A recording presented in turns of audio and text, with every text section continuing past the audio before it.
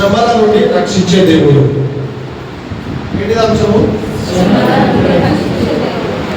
ఏంటిదమ్మా? శ్రమల నుండి. అందరూ చెప్పాలి, శ్రమల నుండి రక్షించే దేవుడు. 3 సార్లు చెప్పండి. శ్రమల నుండి, శ్రమల నుండి, శ్రమల నుండి రక్షించే అది అంశం. వాక్యం అక్కడ చదవాలి. కీర్తనలు 34:6 చదువుతున్నాను. చదవండి.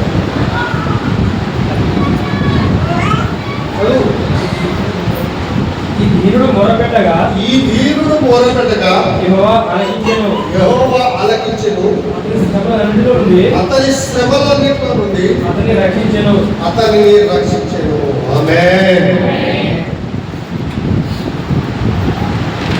చాలా మంది ఏమనుకుంటారంటే, నేను ప్రార్థన చేస్తే దేవుడు వింటాడా? ఈ దీనురాలు ప్రార్థన చేస్తే నా ప్రార్థన దేవుడు వింటాడా? చాలా మంది అనుకుంటారు, నేను ప్రార్థన చేస్తే దేవుడు వింటాడా కదా, నేను ప్రార్థన చేస్తే దేవుడు వింటాడా అని అనుకుంటాం మనం.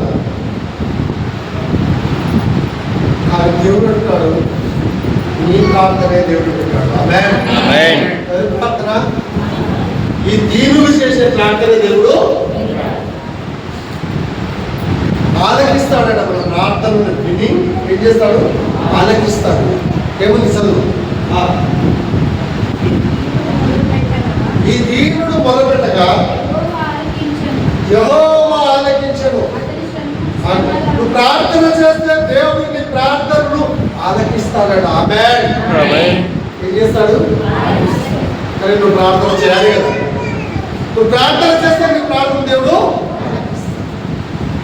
ఆలకించడమే కాదు, అతనికి శ్రమలన్నిట్లో నుండి అతనిని రక్షించాడు. ఆమేన్. ప్రార్థన చేయగలిగిన ప్రార్థన ఆలకించి నీకు ఎన్ని శ్రమలు ఉన్నాయో అన్ని శ్రమల నుండి ఆయన రక్షిస్తాడు. గట్టిగా చెప్పండి. తట్టుకోలేని శ్రమలలో ఉన్నాను, నేను భరించలేకపోతున్నాను, తట్టుకోలేకపోతున్నాను, నా వల్ల కావడం లేదయ్యా. ఈ శ్రమల కంటే, బ్రతుకుడం కంటే సావడమే లేదయ్యా అనుకునే స్థితిలో నారేమో దేవుడు అంటున్నాడు,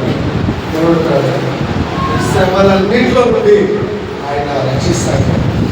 భరించలేని వేదనలో, భరించలేని శ్రమలలో ఉన్నారేమో, ఈ శ్రమలు నుండి, ఈ శ్రమలలో ఆయన సహాయం చేయమని, ఈ శ్రమల నుండి ఆయన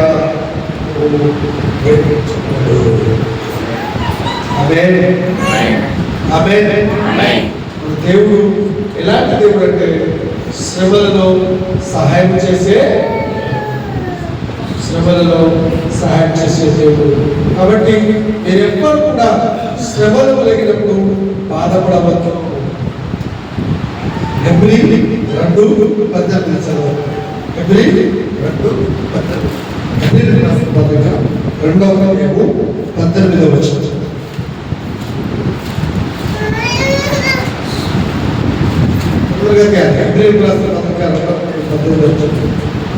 తాను శోధింపబడి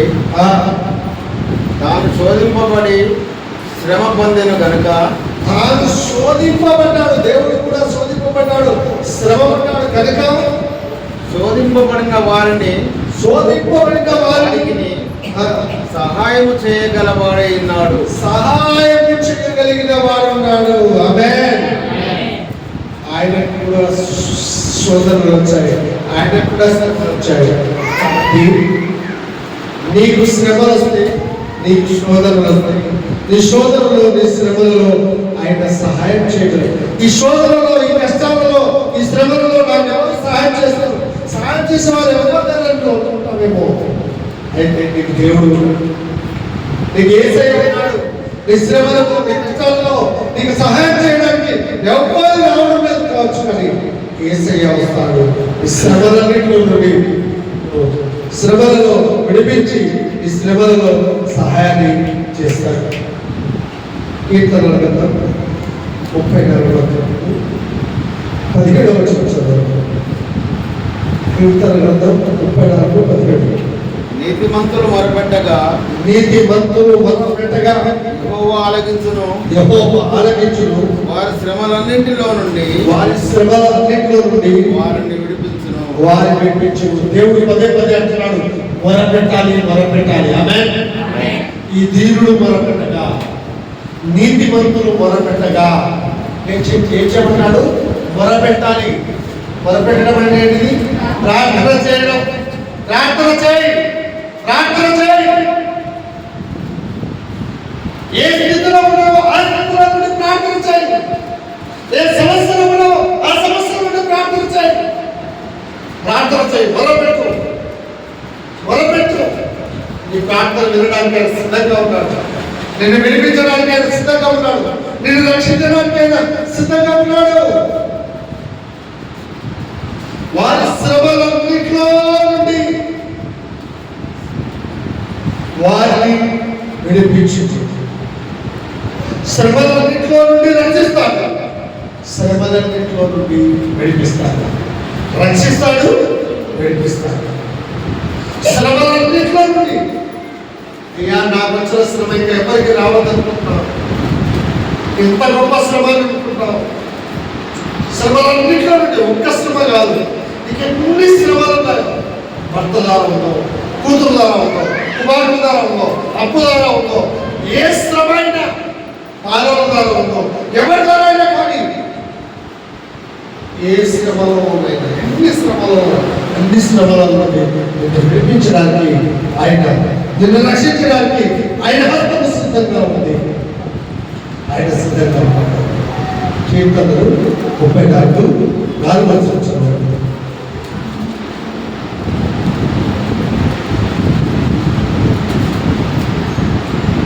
కీర్తనలు 34:4. నేను యెహోవా వద్ద విచారణ చేయగా ఆయన నాకు ఉత్తరం ఇచ్చాను. నాకు కలిగిన భయములన్నింటిలో నుండి ఆయన నన్ను తప్పించెను. ఆమేన్. దేవుని యొద్ద వెళ్ళి ఆయనకు ప్రార్థన చేసి ఆయనతో విచారణ చేస్తే నీకు ఎన్ని భయాలు ఉన్నాయో అన్ని భయాల నుండి వెళ్ళేసారు. భయం. ఆమేన్. నాకు దయ్యం అంటే భయం, నా భర్త అంటే భయం, చేతబడి అంటే భయం, అప్పు అంటే భయం, రోగం అంటే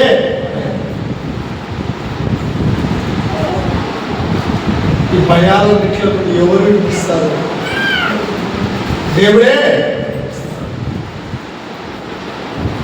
భయాలన్నింటిలో నుండి దేని గురించి భయపడకుండా ఈ స్థలంలో కూర్చున్నామో, దేని విషయంలో భయపడుతున్నామో భయపడకండి. దేవుడు చెప్తున్నాడు, భయపడకు,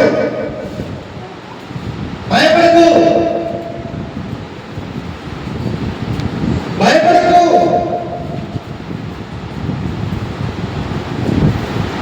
ఆయన నిన్ను తప్పిస్తాడు, భయాలన్నింటిలో నుండి తప్పిస్తాడు. భయపడకు. కీర్తనలు 91. కీర్తన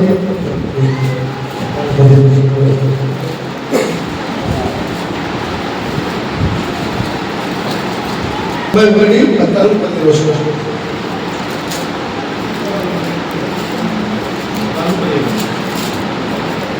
తొంభై కూడా అంతే.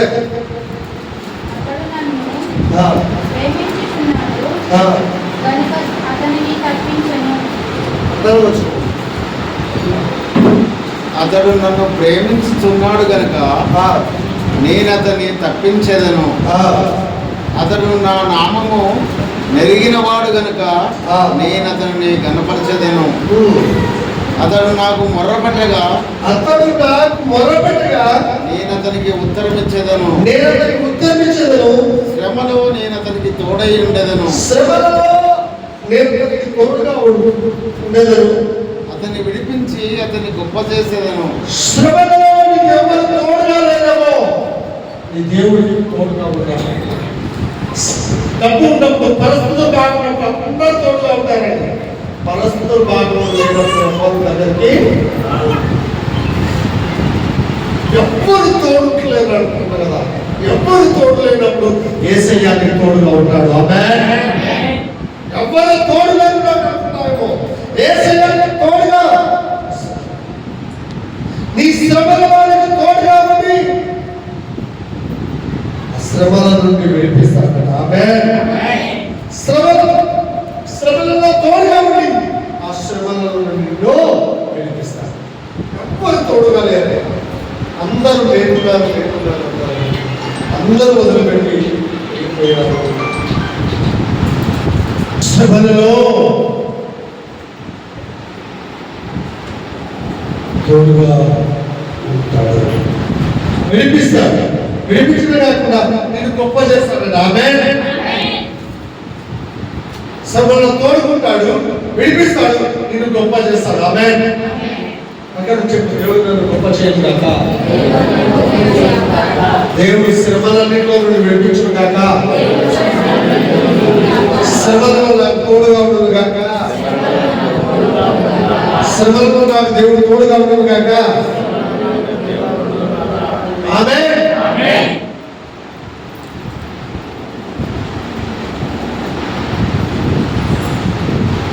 ఎలా తోడుకుంటాడంటే యెషయా గ్రంథం 41వ అధ్యాయం 9వ వచనం. యెషయా గ్రంథం 9వ అధ్యాయం 41వ అధ్యాయం 9వ వచనం.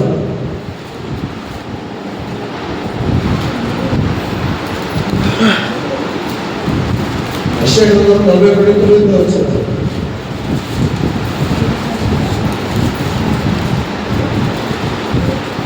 ఊది గంతముల నుండి నేను పట్టుకొని దాని కొనల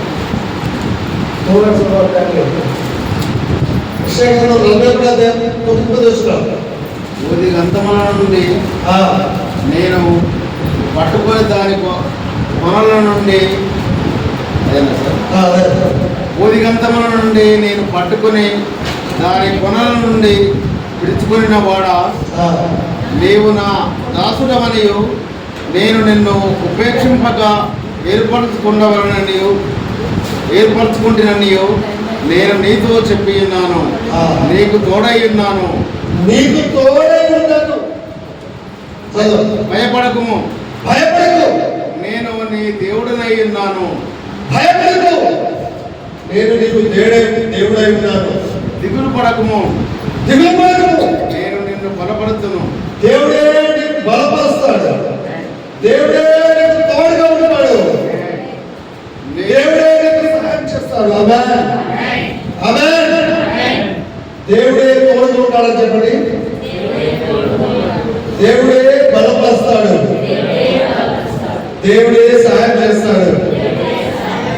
నిన్ను బలపరచవారు లేరేమో, నీ తోడుగా వారు లేరేమో, నీకు సహాయం చేసేవారు ఎవరు లేరేమో, ఆయనే చేస్తాడు. ఆయన యేసయ్య. కాకపోతే నువ్వు నమ్మాలి. కాకపోతే నువ్వు నమ్ముతే ఇవన్నీ చేస్తాడు. యోహాను సువార్త 10వ అధ్యాయం 40వ వచనం. యోహాను సువార్త 10వ అధ్యాయం 40వ వచనం. ఇవన్నీ నీ జీవితంలో జరగాలంటే నువ్వు నమ్మాలి. యోహాను సువార్త 10వ అధ్యాయం 40వ వచనం.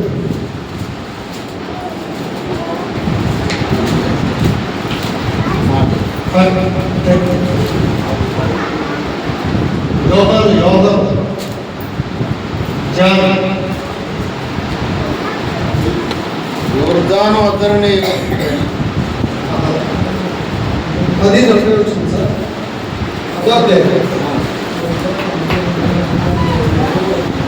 నీవు నమ్మిన దేవుడు మహిమను చూస్తావు. ఆమేన్. నువ్వు నమ్మిన చెప్పండి ప్రకారం, నువ్వు నమ్మిన దేవుని మహిమను చూస్తావు. నువ్వు నమ్మిన దేవుని మహిమను చెప్పండి ప్రకారం, నువ్వు నమ్మిన దేవుని మహిమను చూస్తావు. నమ్మిన దేవుని మహిమను చూస్తావు. యోహాను 11 సార్ 11 యోహాను 11:40 యోహాను 11:40 అందుకు యేసు నీవు నమ్మినడేలా నువ్వు నమ్మినలా దేవుని మహిమ చూద్దువని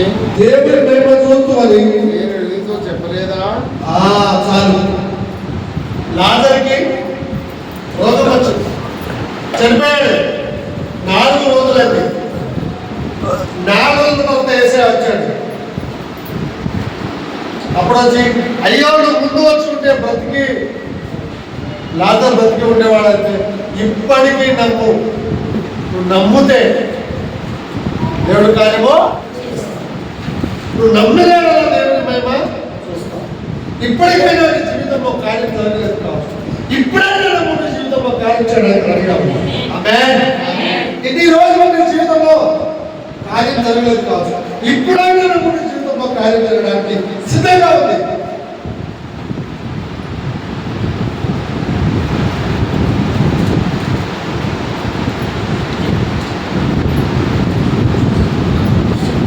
యోహాను 16:16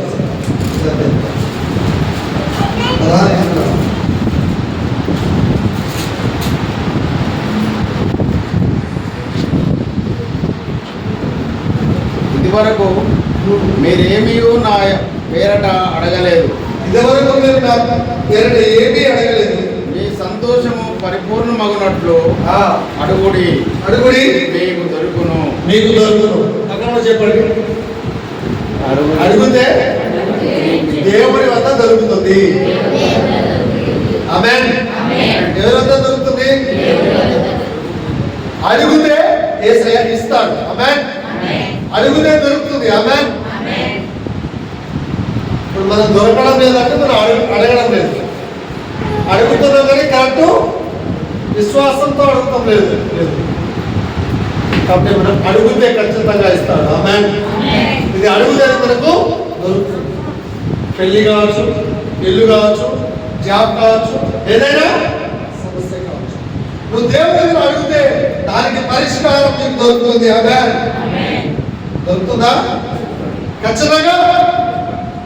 ఎవరి దగ్గర దొరకకపోవచ్చు, లాయర్, డాక్టర్, కోర్టు, ఇంకా ఎవరి దగ్గర నీకు దొరకకపోవచ్చు, కానీ యేసయ్య దగ్గర నీకు దొరుకుతుంది. ఆమేన్. ఎక్కడ దొరికినా దొరకకుండా నా యేసయ్య దగ్గర నీకు ఆన్సర్ దొరుకుతుంది. ఎందుకంటే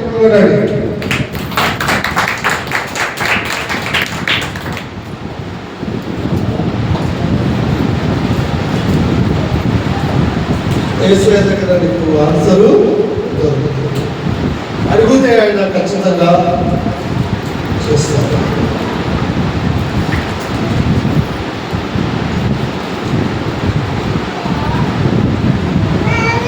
యాకోబు రాసిన పత్రిక 4వ అధ్యాయము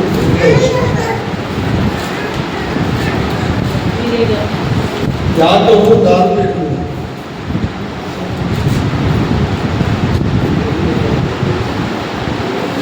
చదువుతారా? యాకోబు 4. దేవుని యొద్దకు రండి. ఎక్కడికి రావాలన్నా? అప్పుడు ఆయన మీ యొద్దకు వచ్చును. అక్కడ చెప్పండి. దేవుని యొద్దకు నువ్వు వస్తే నీ వద్దకు దేవుడు చర్చికి రావాలి.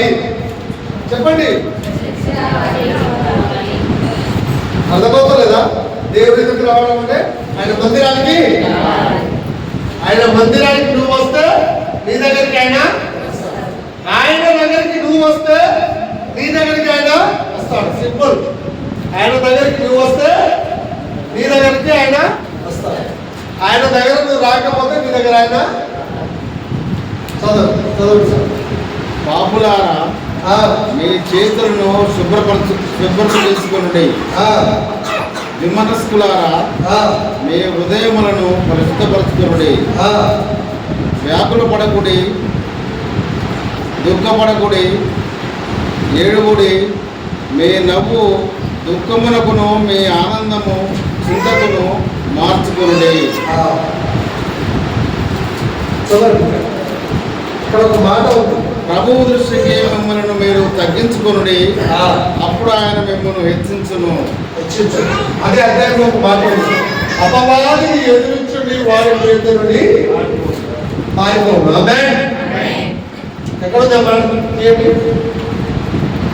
అపవాదిని ఎదిరిస్తే వాడు మీ ఇద్దరు నుండి పారిపోతాడట. 7వ వచనం సార్.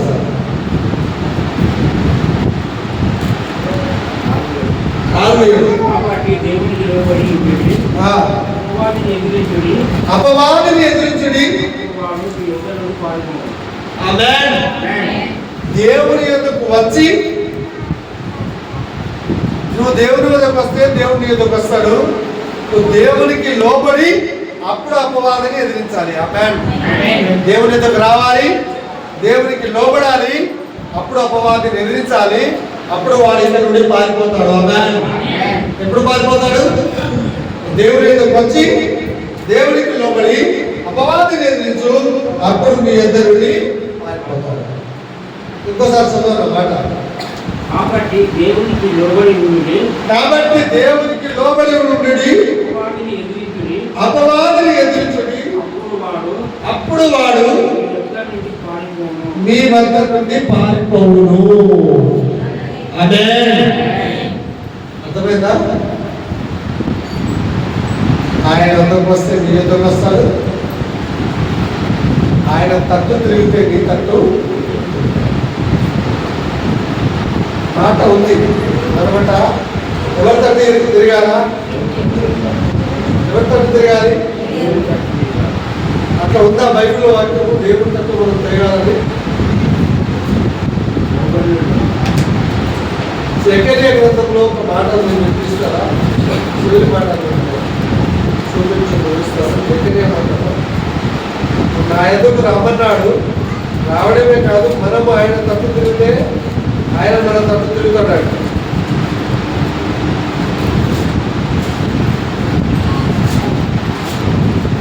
చూసారా జగన్ గ్రంథము?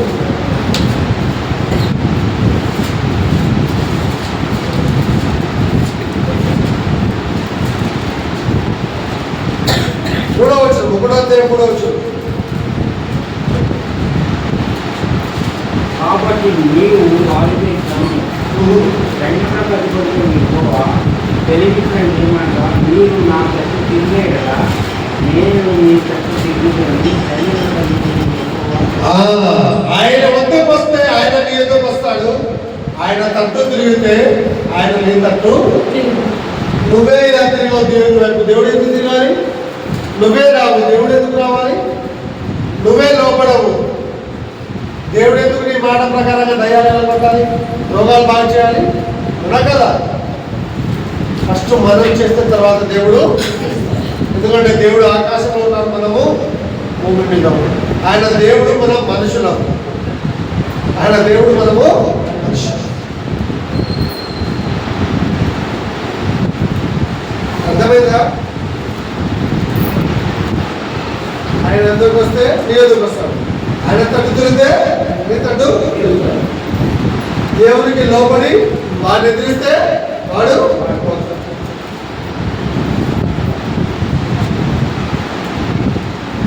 అప్పుడు దయ్యం ఎప్పుడు పోతుందో రోగం అప్పుడు బాగా.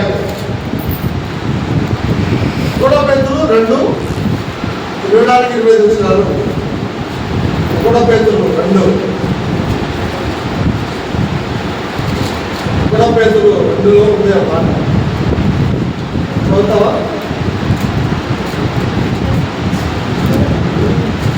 కూడా పెద్దలు 24-25 దొరికింది.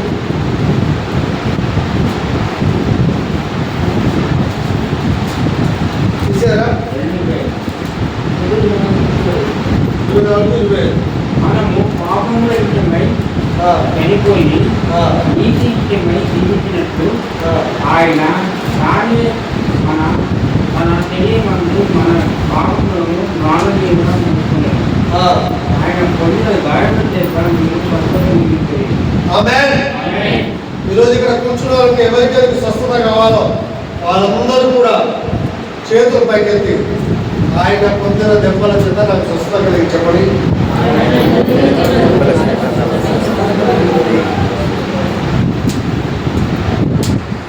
నిజంగా నీతో మాట్లాడుతున్నా.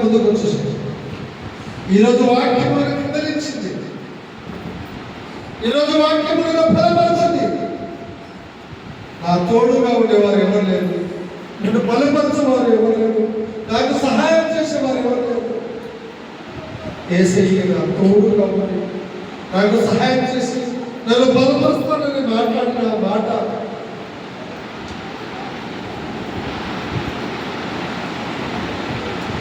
కుటుంబంలో అన్ని సమస్యలు, భర్తతో, పిల్లలతో, బంధువులతో, స్నేహితులతో అన్ని సమస్యలు. కానీ ప్రభు ఈరోజు వాక్యంతో నాతో మాట్లాడారు.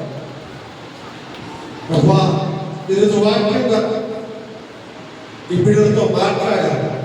వీరి కష్టాలు నాకు తెలుసు, వీరి కన్నీళ్ళు నాకు తెలుసు, వీరి దుఃఖము నాకు తెలుసు. కనుక ఈ కష్టాలను, కన్నీళ్లను, దుఃఖము తీసేసి మీరు ప్రార్థనకు విని మీ కుటుంబంలో భర్తలు మార్చండి, బిడ్డలను మార్చండి, కుటుంబంలో మార్చండి, ఆత్మక పరిస్థితి మార్చండి, వ్యాధిని తీసేయండి, సాధారణ బాధలను తీసేసి వీటిని బలపరచి ఈరోజు వాక్యం ద్వారా ధైర్యపరిచినందుకు, బలపరిచినందుకు వందనాలు చెల్లిస్తుంది. మీరు జీవితంలో గొప్ప కార్యం చేసి యేసు అధికారాన్ని నామంలో అడిగి వేడుకుంటున్నాను తండ్రి. ఆమేన్.